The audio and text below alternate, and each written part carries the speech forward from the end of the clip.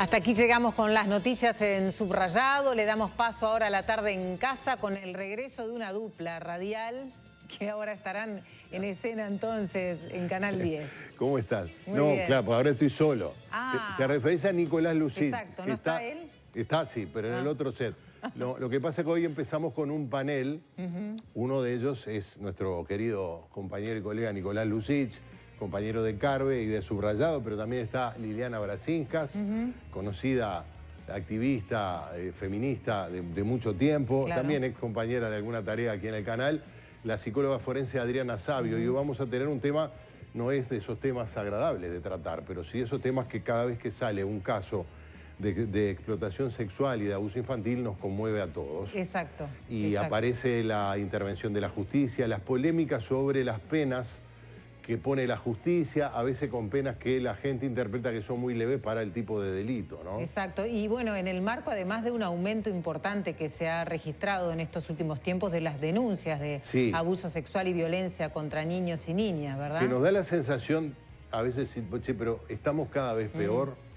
Por otro lado, se dice, bueno, no, por suerte, dentro de la desgracia ahora hay un mayor, no solo una mayor rigor en el registro, mayor sensibilidad frente a estos temas. Pero bueno, vamos a tener también en el móvil con Magdalena Correa al doctor Ignacio Durán para hablar precisamente desde el punto de vista penal de las penas que se imponen a estos delincuentes, que a veces también causan indignación porque se interpretan como que son penas muy leves para el tipo de delito, ¿no? Está claro, sí, un tema que es muy complejo también y controversial, solamente reconociendo, ¿no?, que hasta hace muy poco el niño y la niña no eran sujetos de derecho y muchas veces eran desacreditados, ¿no?, que es otro de los puntos también en este caso de denuncias que muchas veces no se les cree cuando en realidad lo que se sabe es que el abuso sexual infantil es mucho más grande de lo que está a la vista, ¿no? Abuso y explotación, que ya es otra, bueno, digamos, todo caso de explotación hay un abuso implícito, desde luego, ¿no? Muy bien. Bueno, Gerardo, te dejamos entonces. Dale, gracias. Buenas tardes. Chao, buenas tardes.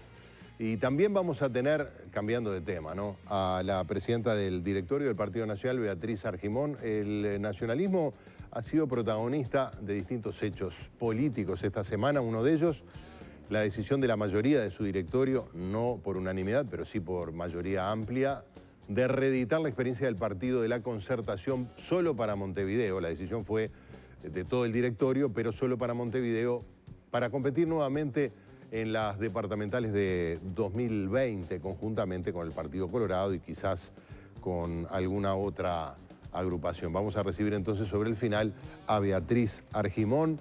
Ya nos vamos con nuestro panel, pero antes tengan presente que la carne de cerdo de Camposur proviene de animales nacidos y criados en sus propias granjas con alimentación natural. Miren esto. Productos libres de gluten de altísima calidad, con menos grasa, más sabrosos y sanos, elaborados con carne fresca y natural, chorizos, frankfurter, salames, mortadelas, lomitos, cortes de carne de cerdo premium, envasados al vacío, hamburguesas de carne vacuna y de carne de cerdo. Garantizar el origen de su carne con un 100% de trazabilidad. Camposur, de nuestra granja a su mesa. Bueno, le damos la bienvenida. Es una enorme alegría reencontrarnos con Liliana Brasinskas en este mismo estudio. ¿Cómo estás, Lilian? Bienvenida. Pasan los años y nosotros aquí estamos. Y estamos cada vez mejor. Nico Lucid. Bueno, nos vemos todos los días, pero sí, claro, un gustazo. Un gusto de estar juntos. Habitualmente nos acompañás también aquí en... ¿Cómo no? Pero hoy, más que nunca, muy contento de estar con este panel y para hablar contigo de temas que importan. Y con Liliana y con Adriana Savio. ¿Cómo estás, Adriana? ¿Cómo Bienvenida. estás? Gracias también Gracias a ustedes por la invitación. por acompañarnos. El tema no da como para estar muy contentos, porque es un tema terrible, pero son de esas cosas que uno interpreta, que cuanto más casos conocemos, lo que estamos haciendo es encontrarnos con la cruda realidad. Antes, este tipo de temas tenían toda una serie de barreras que impedían que tomaran estado público. Barrera de prejuicios, de falta de garantías y de derechos, sobre todo para los más vulnerables. Pero bueno, vamos a venir enseguida. Las invito a que veamos un tape para podernos encuadrar en este tema de la explotación sexual y el abuso infantil. La justicia de Canelones dispuso la prisión preventiva de un hombre que abusó sexualmente de su hijastra. Es una historia de horror, de sometimiento, abuso, violación, que comenzó cuando la niña tenía 10 años y tuvo 2 hijos con ella. Luego de los efímeros primeros años de convivencia con su padrastro, al que trataba y quería como un padre, ya que al biológico jamás lo conoció, comienzan los años oscuros de miedo y sometimiento sexual. Al comienzo manoseos, para pasar luego a relaciones sexuales explícitas, señaló la Fiscalía. Un hombre fue condenado a 9 años de cárcel por la violación de su sobrina durante 13 años. La madre le entregó a la niña a su hermano cuando él tenía 63 años y la niña 12. Ahora tiene 25 años ella y 2 hijos. Todos los operadores judiciales coinciden en este tema. Los juzgados penales y los de familia especializados deben atender cada vez más casos de abuso sexual contra niños, niñas y adolescentes. No sabemos si es un aumento de casos o un aumento de denuncias. Lo que sí sabemos que hay situaciones que antes se callaban o se ocultaban por el bien familiar, digamos, un malentendido bien familiar, y hoy en día, por fortuna, esos asuntos empiezan a salir a luz. Según informó la fiscal especializada en delitos sexuales, violencia doméstica y violencia basada en género, Sabrina Flores, el próximo 6 de mayo en Montevideo se creará una nueva fiscalía especializada en abuso sexual. Su creación se debe al aumento de casos registrados en el último tiempo y la atención que merece. Según datos aportados por el Sistema Integral de Protección a la Infancia y Adolescencia contra la Violencia, se atienden 11 casos de violencia contra la niñez por día y 2 de ellos son por abuso sexual. Bueno, ¿y cómo estamos con relación a la penalización de este crimen, de estos delitos? Adriana, tú me hacías un comentario precisamente sobre las disposiciones legales. Según el Código Penal, en el artículo 276 del Código Penal, en realidad si no existe escándalo público, no habilita la denuncia de circunstancias de delitos sexuales como lo es el abuso sexual infantil, por más que exista y se genere dentro de la órbita privada del domicilio. Esto, de alguna manera, lamentablemente, habilita o promueve en muchas circunstancias a que se den casos lamentables y penosos, como este caso de, que estuvo trabajando la Fiscalía de Durazno, con el caso de la sobrina y este tío que perpetuó a esta muchacha, que todavía encima, a su vez, también, diríamos, sufría de una discapacidad, ¿no? ¿Verdad? Claro, pero hay uno de los casos donde, además, la víctima esperó que muriera su madre para hacer la denuncia, porque se trataba de una pareja de su madre, quien además era padre de 2 hijos, un hombre que abusaba de ella desde que era una niña prácticamente, sí. ¿no? De todas maneras, con la Ley Integral de Violencia hacia las Mujeres y de Géneros, eso se corrige, ¿no? Porque se amplían la categorización de delitos y la descripción de delitos que van más allá de la violencia intrafamiliar y doméstica, como la teníamos en el 2002, y efectivamente abuso, acoso, tanto en el ámbito familiar, educativo, laboral, también se han incorporado como una de las dimensiones, ¿no? Y la Ley de Explotación Sexual también lo incorpora. El problema es la naturalización del fenómeno. Claro, lo que nos sorprende es lo reciente. Que lo que plantea la compañera Lilian, se aplique en la realidad. Claro. Cuando nosotros vamos al ámbito de los juzgados, tanto sea especializado en familia o penal, nos encontramos con que muchas disposiciones, muchos tratados que nuestro país trata de cumplir y firmar para estar cubriendo una cantidad de circunstancias en contra de este tipo de delitos siniestros, no se cumplen de alguna manera. Y cuesta mucho llevarlo a la realidad, ¿no? Que la gente, las víctimas, sepan que existe este amparo legal, ¿no? Exacto. Sí, yo lo que creo siempre es la duda cuando empezamos a medir estos fenómenos, si son fenómenos nuevos, o si en realidad estamos asistiendo al nuevo fenómeno. Primero, reconocer que esto no es una práctica normal. Exacto. Segundo, dar el paso de denunciar cuando en realidad muchas veces a quien estás denunciando es el entorno de tus vínculos, es el entorno de tus afectos. ¿Tú hablabas de la ley de violencia doméstica? La nueva, que es la Ley Integral de Violencia hacia las Mujeres y de Género del 2017. Porque hay una paradoja. Fueron mujeres las protagonistas centrales de estos 2 terribles casos y, en definitiva, eslabón clave en el abuso que se perpetuó para sus hijas, en definitiva, ¿no? Una que murió sí. y finalmente la otra que fue procesada. Es un fenómeno muy llamativo lo que estás nombrando, porque inclusive desde el punto de vista clínico está apareciendo de manera muy frecuente la figura femenina, obviamente materna, asociada a un elemento mucho más misógeno, ¿no? Más persecutorio en contra de la figura femenina de las hijas. Si me permiten, mujer contra mujer. Claro. Exacto. Tenemos que ir al móvil. Allí está Magdalena Correa con el doctor Ignacio Durán para tener un abordaje desde lo penal, desde lo jurídico. Sobre este tema, Magdalena, ¿cómo estás? Buenas tardes.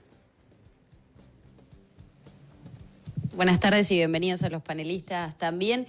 Bueno, recién dialogaba con Ignacio Durán respecto a las penas previstas en el Código y algunas reformas que se han hecho, o por lo menos nuevas contemplaciones que hay dentro del Código. Pero, por ejemplo, la explotación sexual tiene un máximo de 6 años y el abuso 12 años. Vamos a conocer los detalles, por lo menos cada una de estas especificaciones que se hacen respecto a la violencia, a la explotación sexual, al abuso infantil. Ignacio Durán, bienvenido. Muchas gracias, un gusto. Bueno, recién hablaba respecto, por ejemplo, a la explotación sexual. ¿Qué especificaciones se pueden hacer al respecto y qué es lo que prevé la ley? Y bueno, esto habla básicamente cuando refiere a menores, es la ley 17815 y es más que nada cuando se explota a niños menores o incapaces a través de difusión de redes sociales o el comercio de imágenes. Hay 2 delitos en ese caso y las penas ahí van de penas de prisión, en algunos casos de 12 a 24 meses y las máximas que se contemplan en la ley son de 6 años. ¿Para qué casos puntuales? ¿Cómo una persona puede identificar un caso de explotación sexual hacia un niño? Bueno, eso a través de lo que se llama el Departamento de Delitos Tecnológicos de la Policía, que la verdad que hoy tiene infraestructura y trabaja bien. Hay obviamente algunos casos que quedan impunes porque se realizan a través de servidores públicos o de redes Wi-Fi en común, que a veces se hace complejo detectarlo, pero hoy creo que está bastante avanzado ese tema y ya te digo, quien filmara a un menor o quien le pidiera a un menor que hiciera determinada conducta sexual y realice comercio con eso o simplemente para satisfacer un acto libidinoso queda contemplado en esa ley. Y yendo al abuso, ¿qué especificaciones se tienen que hacer? Bueno, el abuso, curiosamente, lo hablábamos recién fuera de cámara, a través de lo que es la ley de género basada en violencia a las mujeres de diciembre de 2017, creó varias figuras de abuso que antes no estaban legisladas en el Código Penal. Las figuras típicas que contemplaban situaciones como esa eran o la violación o el atentado violento al pudor. Pero esta ley creó varias figuras de abuso que son el abuso típico, está el abuso especialmente agravado y está incluso el abuso, como te decía recién, sin contacto corporal, que es cuando vos, para satisfacer un acto libidinoso personal, por ejemplo, le exigís a un menor mediante violencia o amenazas que, por ejemplo, se masturbe.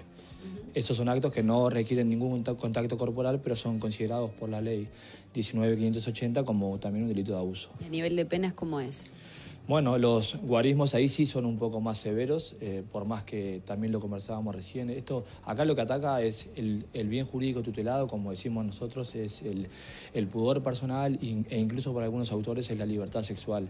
Pero estos son delitos que ofenden a la sociedad y generan un repudio y una repugnancia muy grande en la sociedad, por eso es que generalmente se ha tratado de legislar con penas más altas. En estos casos, por ejemplo, el del abuso especialmente agravado tiene una máxima de 12 años, pero si concurren para ese delito menores, tíos, tías, ascendientes o alguna otra circunstancia, también esa pena se puede elevar hasta entre un tercio más todavía. O sea que podría llegar a más de 12 años en algunos casos. Hay casos recientes que tuvieron 9 años, algunos penas de prisión domiciliaria. ¿Qué evaluación se hace sobre ese tema como abogado en este caso? Bueno, creo que va un poco de la mano de lo que te decía recién. Creo que nunca va a alcanzar para la sociedad, incluso está eso como íncito en todos, que bueno, cuando se da una pena y se involucra a un menor, como que la sociedad queda con gusto a poco y que se podía haber tomado otro tipo de medidas. Y generalmente para la gente lo que más colma es que haya penas y más penas y más penas.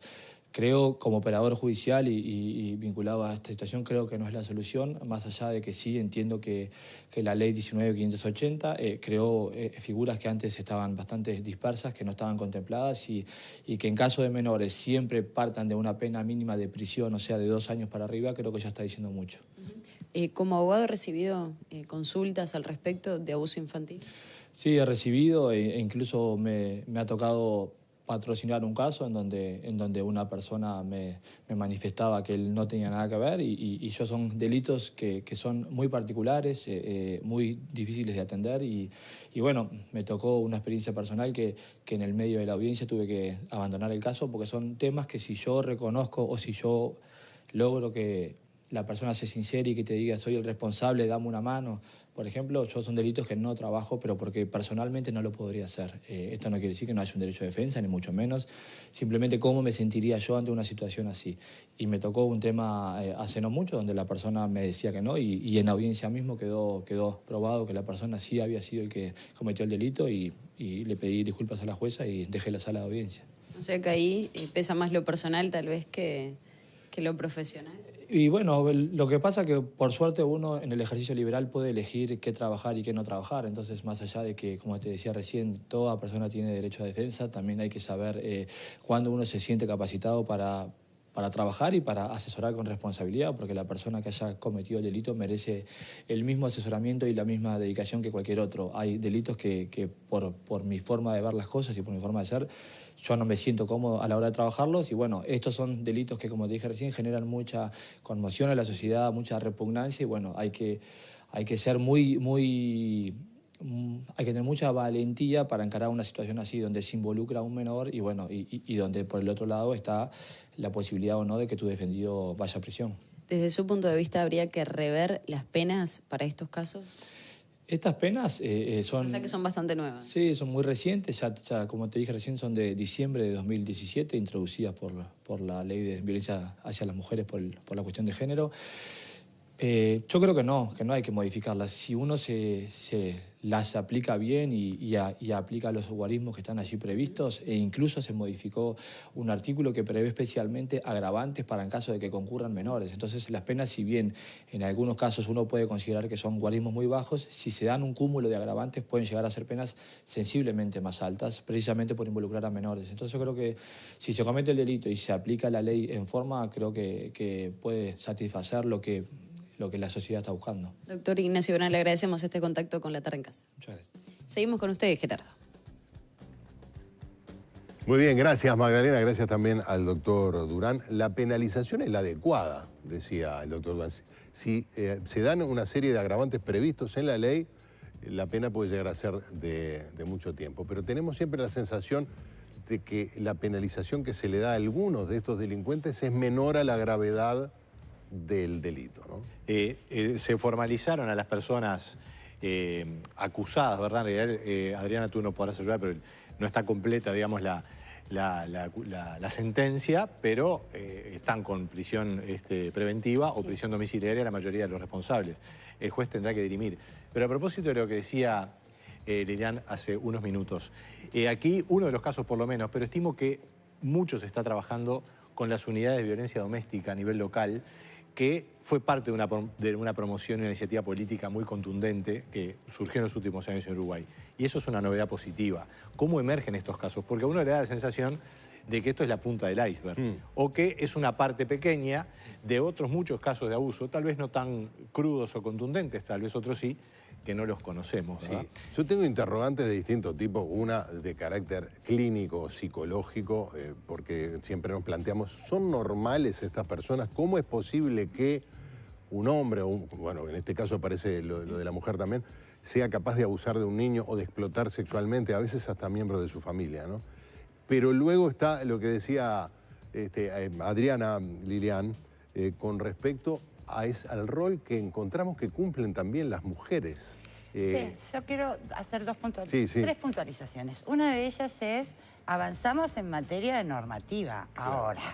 La ley no es mágica, ¿no? Si la ley no va acompañada de presupuestación. Pero expresa una nueva sensibilidad frente a estos temas. Claro, lo que sí expresa es el reconocimiento del contrato social de que esto es un delito. Y esto creo que aclara. Después tenemos toda la discusión si solo con penalizar y mandar a todo el mundo a la cárcel alcanza, o si en realidad lo que estamos queriendo de alguna manera es volver a insistir como que estos son casos de subhumanos, subseñores aislados de la sociedad que tienen este tipo de conducta, o si en realidad frente a lo que estamos, que es lo más preocupante, es una práctica extendida donde en realidad solo estamos viendo emerger los casos más graves y cómo damos cuenta de que esos casos en realidad no tenía el Estado un mecanismo de atenderlos, denunciarlos, repararlos y corregir. Por otro lado, yo estoy de acuerdo que es importantísimo ver el rol de las mujeres en todas estas situaciones. Pero yo no quiero invisibilizar que acá los perpetuadores del abuso, los perpetuadores de la explotación, los que consumen lo que se llama explotación sexual infantil, son en su amplísima mayoría varones. Y lamentablemente esto da un fenómeno que es estructural. Esto quiere decir que mucha gente con la cual nosotros socializamos todos los días tiene este tipo de prácticas con una doble moral en cómo las condena de repente públicamente y cómo la practica en lo privado. Y de alguna manera el silenciamiento, la complicidad de alguna forma de los entornos familiares, los entornos comunitarios. O sea, muchas veces vemos estas situaciones o tenemos dudas de que puedan existir y mucha gente mira para el otro lado, ¿no? Lilian tenía cosas para puntualizar, pero esto que Lilian describe a nivel familiar, humano y en la situación personal, hay una expresión hipócrita a nivel de la sociedad en general. Yo estoy mirando los números. Estos son problemas con los niños. Uruguay tiene un problema con los niños realmente muy serio, muy serio. La pobreza infantil es el núcleo mayor de pobreza en Uruguay. La pobreza en Uruguay está concentrada en los niños. El promedio de la pobreza en Uruguay es un 8%, es mínimo histórico, pero en los niños de 0 a 6 años es un 17%. Viste que siempre se dice, los niños no votan, los adultos sí, los adultos mayores también. Claro, entonces... Porque Lilian lo hace muy bien en la descripción desde el punto de vista de género, pero en definitiva estamos hablando acá de una situación abyecta, una sordidez brutal de una mujer que en estos dos casos, digamos, abusa, constituye y perpetúa un abuso de parte de parientes. Muy probablemente, si veamos la historia, provenga de una situación de abuso, haya pasado por esta historia de chica y esa sea la práctica que muchas veces hay que analizarlo transgeneracionalmente, sin lugar a dudas, y también hay un elemento desde lo clínico que tú me preguntabas, que tiene que ver con que... es una persona clínicamente normal. Pueden haber varios cuadros desde lo clínico. Claro. En realidad lo que nos encontramos es con una estructura perversa.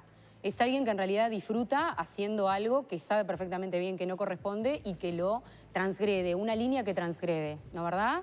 Después aparece todo el elemento es jurídico. Importante eso. Sí, la persona, el victimario, el delincuente, sabe que lo que está haciendo está mal. Claro que sí. Incluso de acuerdo a sus propios parámetros de conducta. Claro que sí, claro que sí. O sea, claramente hay una seguridad y una conciencia. Por eso estamos hablando de un trastorno de personalidad en la mayoría de los casos. Igual, a ver, yo no quiero entrar en esto de eso no lo hace etiquetar. inimputable. Exacto. O sea, el elemento de la conciencia de lo que se hace en la mayoría de los casos está más que presente. De hecho, se elige una víctima desde el punto de vista victimológico forense específica que es, la mayoría de los casos, infantil.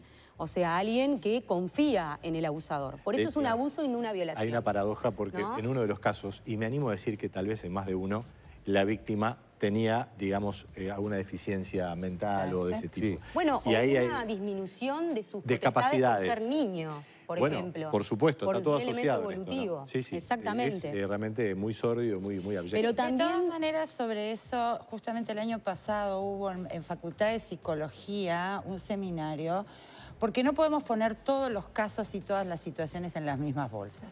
Habrá desde patologías severas, que habrá que abordarlas desde una manera, hasta sociopatías importantes, o prácticas donde en realidad existe un margen de habilitación para hacerla. Mi gran pregunta es, ¿qué lleva? Cuando vos estás enfrente de alguien que está en una situación de vulnerabilidad, bueno, lo que está en pasa una es que situación de poder... ¿Qué lleva a que en lugar de generar la empatía, la protección y el cuidado, habilita una situación? Pero acá aparece un dato que nos falta. Nos falta en todos los casos, por ejemplo, de violencia de género. Desde el punto de vista, que sería bueno ver si es que se releva. Tomamos todos los casos de violencia contra la mujer basada en género. ¿Cuántos tienen que ver con prácticas que, bueno, yo qué sé, el tradicional la maté porque era mía, o era mi mujer y se me quiso ir, o me traicionó con otro. Provocó, lo claro. quería. ¿Y cuántos son casos donde el elemento patológico o también el propio hombre, como en el caso de la mujer, fue víctima de algún tipo de abuso o de normalización de violencia, ¿no? Ese dato no se difunde habitualmente. Lo que pasa que, a ver, el elemento patológico es una manera de darle nombre. Claro, claro. De alguna manera estamos hablando de delitos que se perpetúan y nacen por malas prácticas cotidianas. Claro, claro. Por ejemplo, el atentado violento al pudor, que es, diríamos, como figura jurídica en planos públicos, también existe dentro de los hogares. Cuando, por ejemplo, figuras de autoridad se pasean en paños menores o directamente sin ropa interior adelante de niños, por ejemplo. ¿De acuerdo? Entonces, de alguna manera, a ver, es como un fenómeno multicausal que hay que analizar, diríamos, sus variadas vertientes. Por otra parte, si estamos hablando de sujetos, yo estoy de acuerdo con lo que plantea Lilian, pero en otro término considero que en un punto sí hay una desconexión en la mente de los sujetos que llevan adelante, diríamos, circunstancias y perpetúan circunstancias de abuso, diríamos, sexual infantil, ¿no verdad? O sea, si lo tenemos que hablar desde el punto de vista clínico, claramente hay una cuestión que tiene que ver con esto de la demencia, entre comillas, moral. O sea, no hay una conciencia de que hay una norma moral que nos ampara a todos, que es básicamente de convivencia, como por ejemplo, claro. No tendrás vínculos sexuales con tus hijos y con los seres que están en tu medio de núcleo familiar, que estos sujetos no respetan, perpetúan, o sea, transgreden y muchas veces, en la mayoría de los casos, lo que se ve es un disfrute de alguna manera. Está claro. ¿De Tenemos acuerdo? que hacer, vamos a la pausa, seguimos por supuesto ¿Cómo no? hablando sobre este tema. ¿Tenés problemas con tu cortina de enrollar? Hacé como Cairo y Petru, modernizate y llama a Cortifaz. Cortifaz te coloca motores y con solo apretar un botón tu cortina sube y baja sin esfuerzos. Reparan o venden cualquier tipo de cortina o instalan una donde no la hay y sin trabajo de albañilería. Cortifaz reemplaza tu vieja cortina por una en aluminio con aislación y si tenés en madera te la reciclan. Portones basculantes con motor y control remoto. ¿Qué esperás? 0800 2678 www.cortifaz.com.uy.